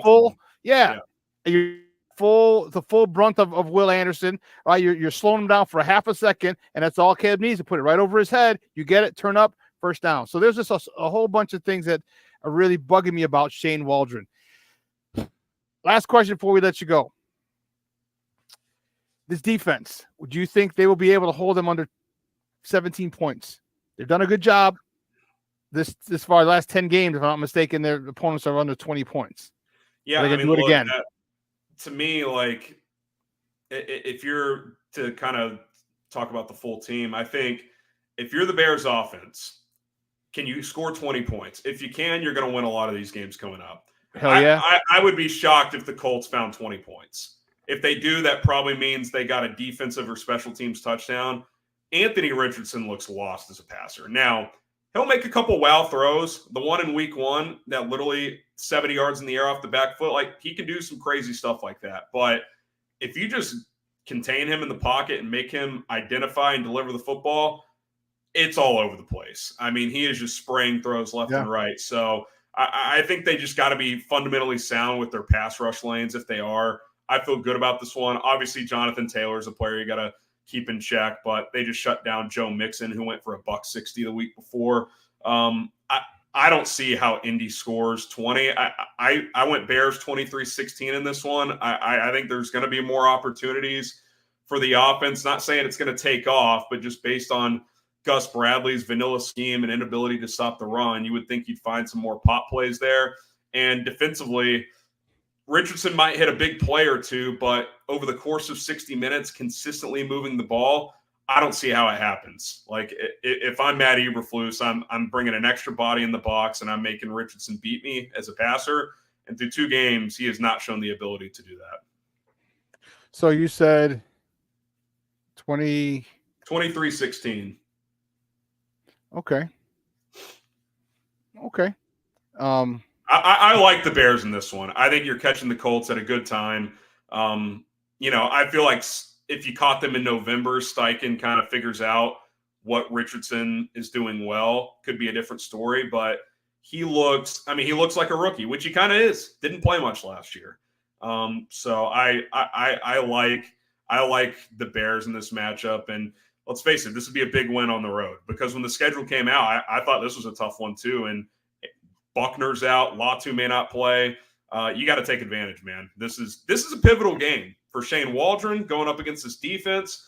I think for Matt Eberflus, you lose this game, the heat's going to turn up. You really need to calm the waters here, win this game. You get a Rams team who's banged up at home. There's an opportunity to gain some momentum here. You got 3 games at home, well, 2 technically, and then the London game, you're the home team, but you got a couple of things at home, and I think it's nice. So here's what I got. I got 24, maybe 27, but 24-10. I think the offense gets help from the defense. I don't know if the defense scores, but I think they give them either get a turnover or a pick deep in the end zone, and that'll help with get it to 24. Yeah. So that's what I'm thinking.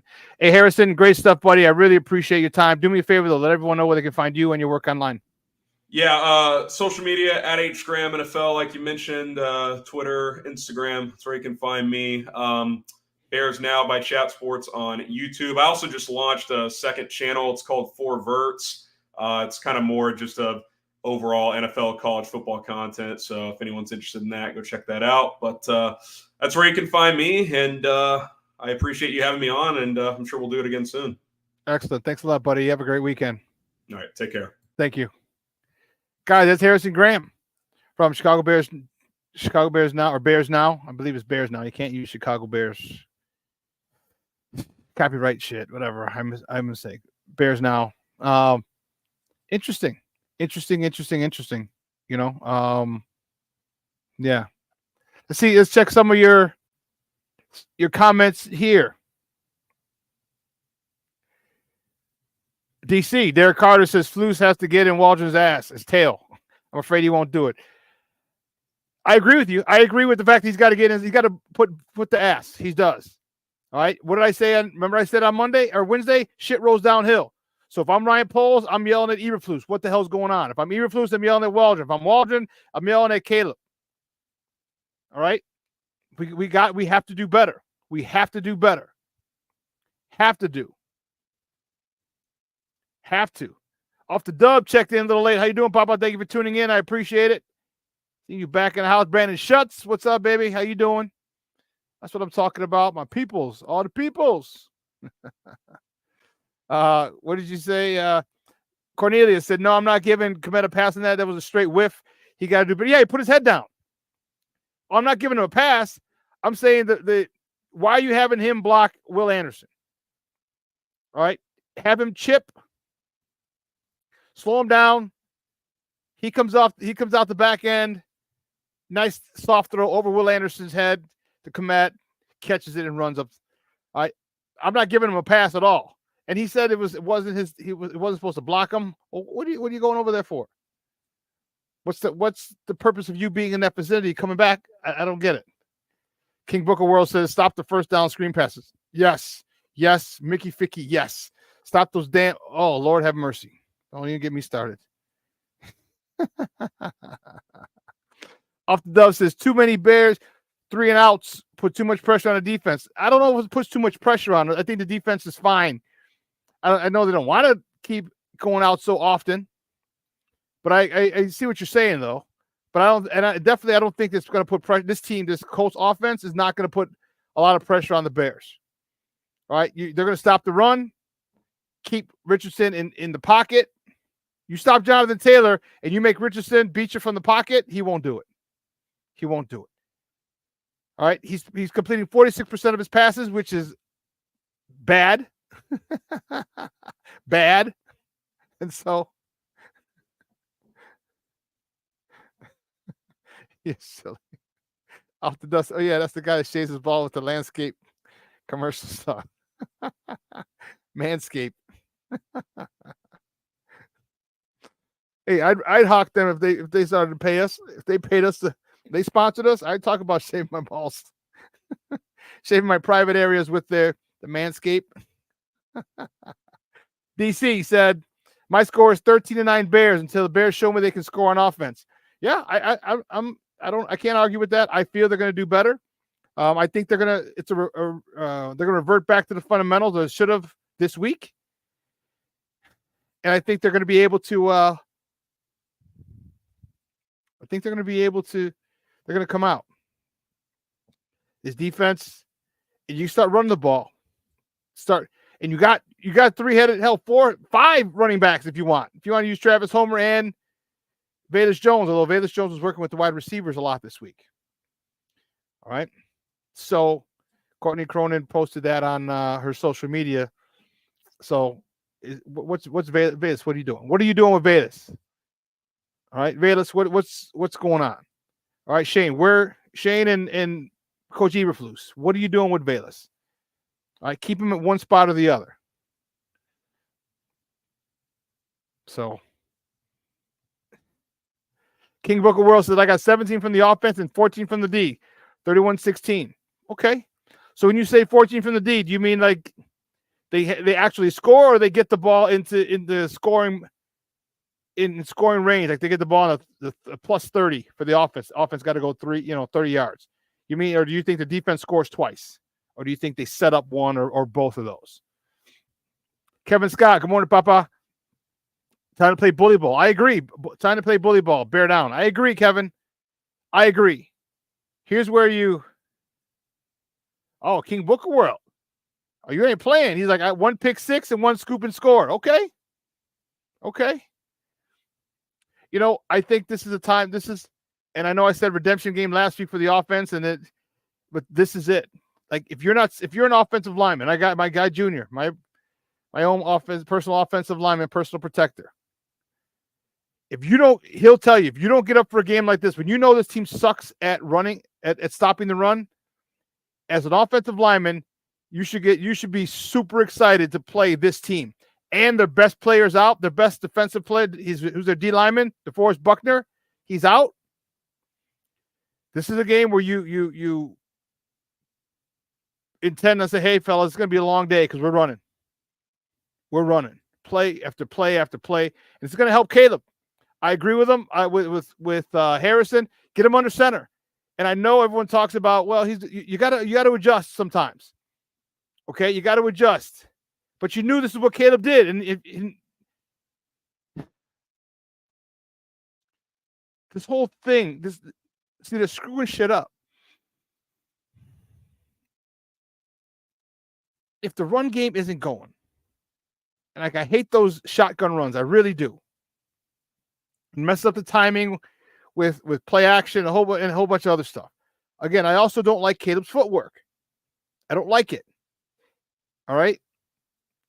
When you drop back, it's more than 5. It should be more than 5 yards on a 3-step drop. Your right foot should be past the 5-yard mark. It's not. It's 3.5, 4 yards. It's 1 step and then 2, 3, real quick. And he's waiting, and that ruins the timing. But if you're under center, and first of all, you got to get back because you want to get away from the line. Caleb's short, he's got to. You're getting back. That's a good 7 yards you're getting back because you're taking a nice full 3-step drop. If he still took a full 3-step drop from the shotgun, he wouldn't have as many batted balls. All right, and the timing would be much better on most of these routes. These slants, these hitches, these curls. Plank, that's funny. Good for thanks for checking in, Baba. Here's Get Off My Lawn, Shawn from Manscaped.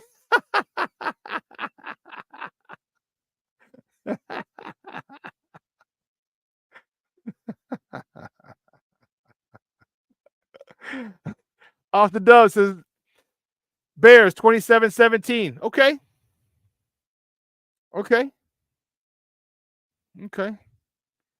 Plank, I might actually be heading down to Indy. I'll figure that out in about an hour.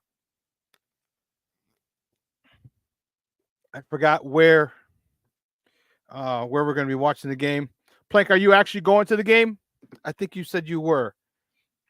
But if I do go down, we're going to be at a established sports bar. Party Saturday night, and then game Sunday. So,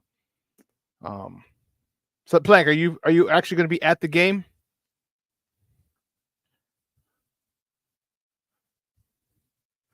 King Booker World says Caleb 13 of 20, 227, 2 TDs finally, and no turnovers. What I hope that works out. I hope it works out that way, King Booker World. You know, and again, I don't want you to think that or anyone to think that I think the sky is falling. I don't. But here's the thing is when you're a football player and alpha male and you see problems that it will affect you later in life, you nip those in the bud. And that's what we're doing. We're adamant about nipping him in the bud because we understand that the potential. What did Harrison say? If this offense scores 20 points, do you realize what a blowout this is going to be? Because if this offense scores 20, the defense might get 2. The defense might get 2 because You're going to put up 20, and then they're going to start passing because they have to if they don't establish Jonathan Taylor. This defense is going to be very opportunistic, and you want a quarterback who's erratic, like Richardson, to be in pass first mode. Because they're trailing, they got to come from behind. You want a quarterback like him to be in pass first mode. I was a little upset that they were talking a lot about it yesterday. You know, Jaquan Briscoe's like, "Oh yeah, man, I love it. Yeah, I want him to throw. I want to pick." Like, nah, dude, just shut up. You know what? That's part of the problem. Like, you know what? You praise the. You know, you praise your opponent. No need to give him bulletin board material. You don't think Richardson saw that or heard that? Of course he did. You know, hey, he's a good quarterback. You saw the pass he had to Alec Pierce. We got, that's a good combo. We got to make sure I read my keys and play fun and be fundamentally sound. You got to say all that good shit. You don't want to put it on someone's bulletin board. Knowing damn well that he only completes 46% of his passes.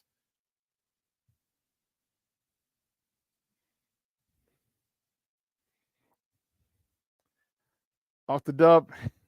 Packers fan riding me all week. Told them I can't wait to see you in a couple of weeks. We'll be ready. I'm not worried about them yet. We got a few more weeks before we got to worry about them. Tell them to go. Tell the Packer fans stop kissing his cousin. All right. Stop kissing his cousin. His cousin doesn't like it. He doesn't like it.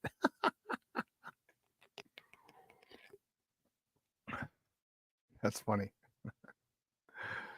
But this is exciting. It's exciting because we can go 2-1. All right, we can go 2-1, and I like that.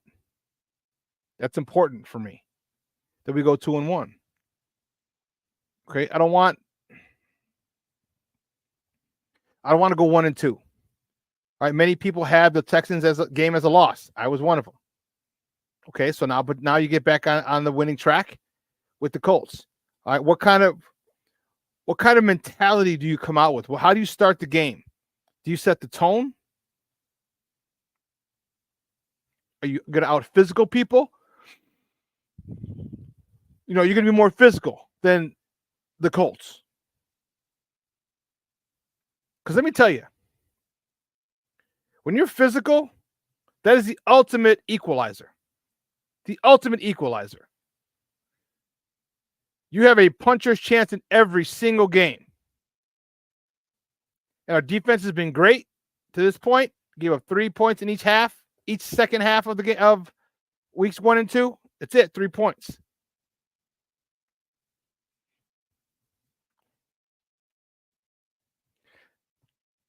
But you come out. How about you come out that way? How about you come out that way and give them 3 points the first half? How about that? How about them their apples? Kevin Scott says, "How's Eberflus sticking with the same old line? Stop the madness, please." I'll tell you how. Because all the shit that they did was fundamentally wrong. So you get back to the fundamentals and say, look, when your guy attacks your offensive lineman next to you, guess what? Someone else is coming. Don't be so blind and stupid that you devote all your attention to the guy who's not even interested in you. You have to understand and notice when he's not trying to penetrate. Why? And again, this is what bugs me. Where's your football IQ? If the guy in front of me is not trying to penetrate and get to the quarterback on a pass play, and he's going. You see him going after your other guy, your teammate. What do you think's happening? There's going to be a stunt.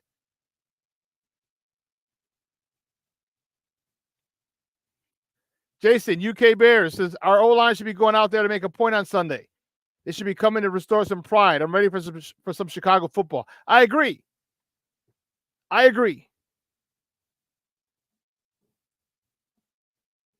agree completely, Jason. I agree.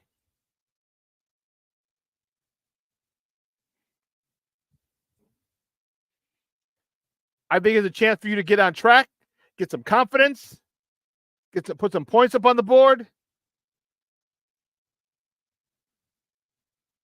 King Booker World said people were saying Houston was going to blow the Bears out. Yeah, they were. They escaped. Yeah, they did. They escaped with that win. Yes, they did.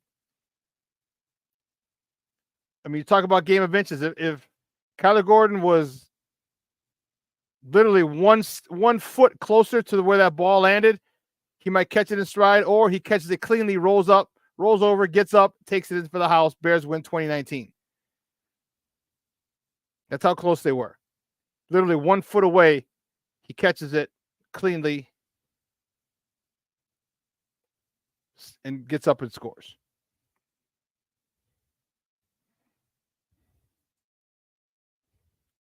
Richardson's a big guy. Richardson doesn't like to slide. King Booker World said Richardson doesn't like to slide. He's going to learn Sunday. Oh, yeah, you're going to learn. You're going to learn. You get hit by Tremaine Edmonds, B.J. Edwards, Jaquan Brisker. I know you're a big boy. Or God forbid you start to run, you slow down, and somebody's chasing from behind. A Sweat, a Billings, a DeMarcus Walker, a Gervon Dexter. Now, Gervon Dexter hustles. He's one of those guys that you have to work. When you watch film on him, the ball goes away from him, he chases it down. And as a running back, when I watch film, I had to say, okay, is there any guy who's going to clean my freaking clock? Did they have any guys whose motor was so crazy that he's going to chase me down every play? If I have to slow down, wait for a block, cut back. I had to make sure I had to watch every defensive lineman, every linebacker. What's their pursuit like? Oh, he half-asses. All right, if it's away from him, he don't do shit. Oh, this guy's a little different. No, he's coming. He's coming. He's coming. About to blow me up.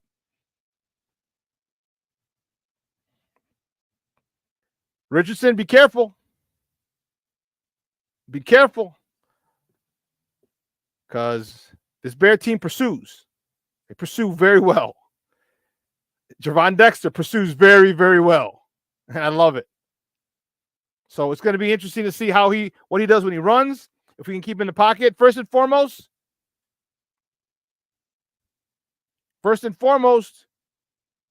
stop the run.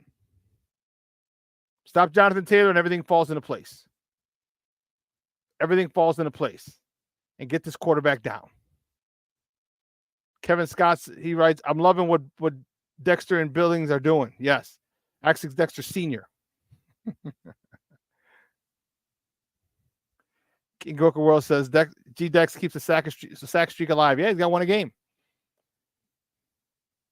What if he continues to get one a game? Like, you think about it, like, that's not a lot. It's an okay. That's 17 sacks. That's 17 sacks. That's like, oh, hold on, player. If he gets double-digit sacks from that 3 technique position, man, this offense better hurry up. Hurry to catch the hell up, boy. Jason, UK Bear said, you're right that everyone's forgetting that, Shawn. Even with all the things we have to improve on, we were in a position to win the game in the last 90 seconds. Yep. I think that's what's so frustrating, is that we had it and we didn't come through with it. But it's going to happen with a team that's learning how to win. We're learning how to win. We don't have an identity yet. We don't know our go-to. You know what our go-to should be is this. You line up DJ Moore on one side. Do exactly what they did on that 4th down. DJ Moore comes out. He does a disco route. He comes in, does a slant, fakes, spins back out. Caleb hit him going to the sideline. He could turn up, first down. And the thing about that is you get the ball snap, go 1-2, pump, just pull that ball up like this. Just pull the ball up like this. That DB's gonna jump. He's gonna jump that route. DJ stops, spins, goes back to the sideline, hit him, he turns up. That's simple. Like, why don't they do this? I don't get it. I just don't get it. But anyway, guys, 2 hours has come and gone. I want to say thank you to my guest, Harrison Graham, for coming on. Jason, UK, says, our defenders swarm the ball, so if Richardson decides to give it to the wheels, there will be Bears players lining up to lay the wood. He better watch. Yeah, he better watch out. This defense flows fast. Richardson's fast, don't get me wrong, but his defense fast. Jason also says, I still 100% before we have the pieces to get much better. I'm not panicking yet. Okay. King Booker World call. TJ Edwards with the pick 6. Okay. Chicagoland's very own. Okay. Cool. Well, listen. So 2 hours is coming on. I want to thank Harrison Graham. Great stuff for coming out today, Papa. I appreciate it. Thank you so much for your time. I want to thank you guys. Another great week in the books for you guys, my sports owners. I appreciate the love and the support. And man, it's bear down. So for everyone here at Sports Zone Chicago, executive producer Elliot Baez, social media guy Clarence Council III, and my co-host in absentia Maya. I'm your boy, the Superback, Shawn Sierra. Guys, have a phenomenal week. It's supposed to be 85 degrees. It just rained again out here for about 15 minutes. The street's wet, but it stopped. Stopped. Don't worry about it. It's going to be mid-80s all weekend. Get somewhere with your people, with your loved ones. Watch the game. Cheer the Bears on. Cheer the Bears on a victory. I may be down in Indianapolis watching the game. Plank, let me know. Are you actually going to the game, or are you just down there? You just live down there. Jason, UK Bears, good job, Papa. I'll catch the full show and catch up later. Thank you. You have a great day. It says afternoon over there for you guys. You guys have a good day. 7 hours, like 6 o'clock over there. All right, cool. So listen, for everyone at Sports Zone Chicago, guys, I'm your boy, the Superback, Shawn Sierra. Remember what I tell you. Talk to your peoples. All right, send them a text, send them a voice memo. All right, just say, hey, how you doing? Hey, let's catch the Bears game. All right, let's go watch the Sox lose another game. Whatever. Make time for people. All right, people make time for people for things that they want to make time for. Let your loved ones know that there's someone that you make time for. All right. I got to get out of here. I got to go pick up the warden from CrossFit class after I had class this morning. Which was good. All right. So everyone here at Sports Zone Chicago, I'm your boy, the Superback, Shawn Sierra. Again, have a phenomenal weekend. Bear the freak down. Your boy is out.